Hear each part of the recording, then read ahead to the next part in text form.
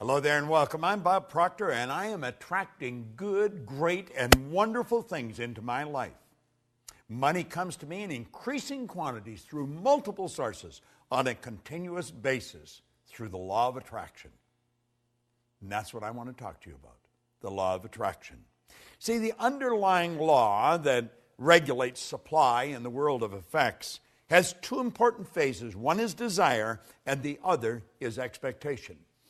I want you to imagine that you're fishing. Now, you may have never gone fishing. You've certainly seen people that have gone fishing. And you take and you get the line all fixed, and boom, you cast it out. And as soon as that plug hits the water, bang, a fish strikes. Now, you got the fish on the end of the line, but you are never going to have that fish if you don't reel it in. Well, you see, when we desire something, we are instantly connected with the invisible side of whatever good we desire. It's expectation that reels it in. Now, most people don't understand this, and they attract what they don't want rather than what they do want. I remember years and years ago, I got a bumper sticker that said, "Expect a miracle." And I kept looking at that bumper sticker, and I kept looking at it and looking at it, and I got to the point where I was expecting something so good to happen in my life that I wouldn't be able to explain it. You see, I come to realize that a miracle is a word, Voltaire said, it's a word that we invented to express the known effects of unknown causes. It's something that's so good that's happened to us that we're at a loss to explain how it happened. I want to explain how I attracted something into my life that literally changed my life, changed my business, but it changed the lives of 200 or 300 million people as well. I got a phone call on my cell phone, and it was a very garbled message. I had difficulty understanding it, and I didn't delete it, but I just kept hitting the pound or the hash and leaving it there in the phone. And one day, my phone was full. So I thought, I should empty the thing. I think I was in an airport at the time, so I sat down and I took all the messages off one at a time and wrote them all out and then deleted them. And I phoned Gina Hayden, who's worked with me for the past quarter century, and I said, Gina, I think this woman's name is Glenda, and I think this is the phone number. It sounds like an Australian phone number. Would you phone now? There's something about a film. Would you phone and see if the number is even the right number? Now, I'd had it on my phone for a good month. And so at any rate, a couple of days later, or maybe even later that day, I've forgotten now, and I'm talking to Gina, and she said, well, that was the right message. Her name was Glenda, and you had the right phone number, and there's a film crew in from Australia, and they're shooting this film, and they really wanted you in it.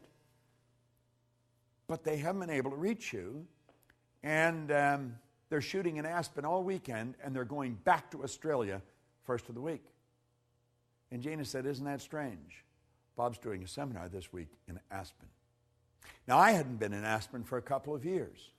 And I check into my hotel. I just went next door where they were shooting the film. And the film, of course, was The Secret. And you know, all of a sudden, all over the world now, people know Bob Proctor, and they know about the work that I do, that I love doing. I believe that I attracted Rhonda Byrne into my life. But I also believe Rhonda Byrne attracted me into her life. And you see, the secret I attracted. I expected something big to happen. And I'm going to tell you something. I expect something even bigger to happen. Now, the law of attraction is it's a law that many people now are very familiar with. And of course, I think that the secret has probably communicated that law better than anything that I have come across in all the years I've been in this business. They deserve, the people that put that all together, deserve a lot of credit. A lot of people think I made it. I didn't make the film. I just sat there for a couple hours and talked, sharing what I knew. And a lot of good things have happened. Now, the law of attraction is not a primary law. The law of vibration is the primary law. See, everything in the universe vibrates. We literally live in an ocean of motion. I want you to look at the walls that surround you. You think those walls are solid. They're not solid. Nothing is resting. Everything is moving. A body in a coffin is moving. Now, you may think that I'm sniffing something, but I'm really not. If you go into a funeral home and pick up the remains and look at it through a microscope, you will see particles of energy dancing right before your eyes. Now, if it wasn't moving, how would it ever change to dust? Well, you see, you and I have a brain, and our brain is an electronic switching station. And our thoughts activate brain cells and control the vibration we're in, and the vibration we're in controls what we attract into our life. Now, this law of attraction is a phenomenal law, and I think the law of attraction, as it's brought out in this series, it's very well done. And I would encourage you to study into it in some depth, because everything that comes into your life, you attract into your life. Now, you may be saying, does that mean that I have a cold, that I sat and thought I'm going to get a cold? No, it doesn't mean that at all. But you did attract the cold. You see, I don't think you sit and think I'm going to attract a cold. I think you put yourself in a very confused vibration. There's a law of gender. It decrees that all seeds have a gestation and incubation period. And after about 30, 45 days of going through that indecision, that confused state, you have a cold. That's what the cold is. It's just the expression of all the confusion. Anyway, we do attract everything into our life. Now, for many, many years, I had a terrible time with money, as most people do. And I was forever letting my outside world control my thinking.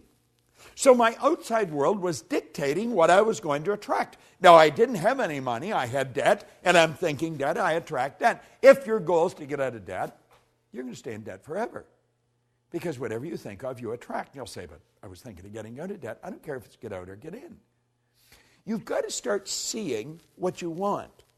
In a previous lesson, we pointed out that you don't work on cold if you're cold. You work on heat. See, cold is the absence of heat. So you work at creating heat. Well, if you want good in your life, quit trying to change the bad. Quit trying to get rid of the bad. Let it go. Let the dead bury the dead. Let it be part of the past. Start to see the good that you desire. Visualize it. See it as present in your mind. The second you've got the idea in your mind, you've got it intellectually. The second you internalize it, you've got it emotionally. And then it's only a period of time until you attract it physically. Attraction's a very powerful process. We are all magnetic creatures. We're all a mass of energy. Everything in this universe works on the law of attraction. You go into some restaurants, and they're always busy. The energy is good in those restaurants. You go into others, there's hardly anybody there. Isn't that strange? You go into a clothes store, and you may be the only person there outside of the person that's running it. You go into others, and there's people coming and they're going all the time. It has to do with the energy of the place of business. And the place of business is nothing but an expression of the consciousness of the person that's running the business. When we start to understand this, when we start to understand that we literally attract everything into our life, and it's our thoughts that are controlling what we attract, our whole world's going to change. You see, nature does not deprive us of any good or desired thing. Now, Hollywell points this out so well. It does provide us with the mental equipment and the inner power to acquire and enjoy the essential good to ensure a happy and a worthwhile existence. And it all happens in a very simple method. It's so complicated because nobody studies it.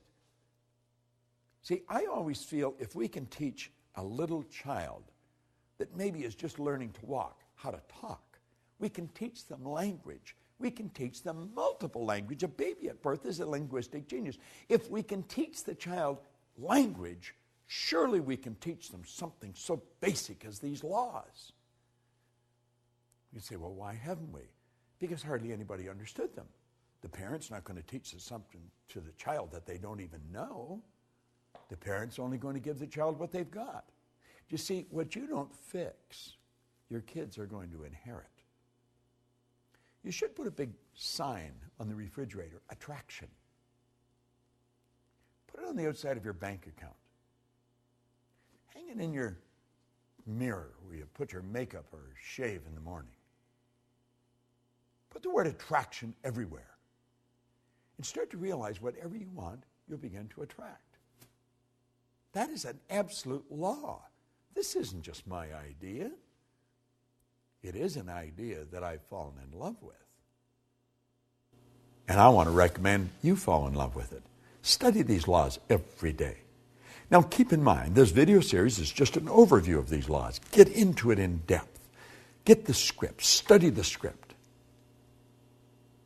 You'd be so glad you did. This is Bob Proctor. Thank you.